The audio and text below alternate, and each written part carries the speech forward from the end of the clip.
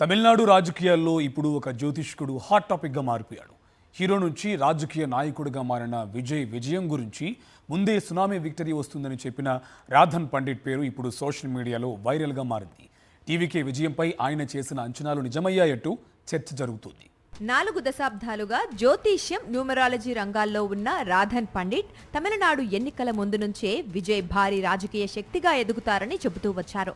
అప్పట్లో చాలా మంది దీన్ని పెద్దగా పట్టించుకోకపోయినా ఎన్నికల ఫలితాల తర్వాత ఆయన వీడియోలు మళ్లీ వైరల్ అయ్యాయి. విజయ్ జాతకం, గ్రహస్థితులు, పార్టీ పేరు అయినటువంటి తమిళగ వెట్రి కలగం న్యూమరాలజీ పరంగా బలంగా ఉన్నాయని రాధన్ పండిట్ చెప్పిన మాటలు టీవీకే కార్యకర్తల్లో మరింత నమ్మకం పెంచాయి. సునామీ విక్టరీ అన్న పదం టీవీకే రాజకీయ ప్రచారంలో కూడా పెద్ద చర్చగా మారింది. ఎన్నికల ఫలితాల తర్వాత చెన్నైలో విజయ్ను రాధన్ పండిట్ కలిసిన ఫోటోలు, వీడియోలు సోషల్ మీడియాలో విపరీతంగా షేర్ అయ్యాయి. దీంతో ఆయనకు టీవీకేతో ఉన్న అనుబంధంపై రాజకీయ వర్గాల్లో ఆసక్తికర చర్చ మొదలైంది.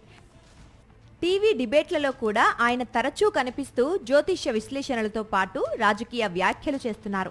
తమిళనాడు రాజకీయాలు రేషనలిజం భావజాలంతో ముందుకు సాగిన రాజకీయ నాయకులు గోప్యంగా జ్యోతిష్యులను సంప్రదించడం కొత్త విషయం కాదని రాజకీయ విశ్లేషకులు చెబుతున్నారు. పార్టీ ప్రారంభాలు, ప్రమాణ స్వీకారాలు, ముఖ్య నిర్ణయాలకు శుభముహూర్తాలు చూసే సంప్రదాయం ఇప్పటికీ కొనసాగుతోందని అంటున్నారు. అయితే విమర్శకులు మాత్రం ఎన్నికల ఫలితాలు జ్యోతిష్యంతో కాకుండా ప్రజాభిప్రాయం, వ్యూహాలు, రాజకీయ పరిస్థితుల వల్లే వస్తాయని చెబుతున్నారు. కానీ విజయాన్ని ముందే అంచనా వేసిన వ్యక్తిగా రాధన్ పండిట్ ఇప్పుడు తమిళనాడు రాజకీయాల్లో ప్రత్యేక గుర్తింపు తెచ్చుకున్నారు.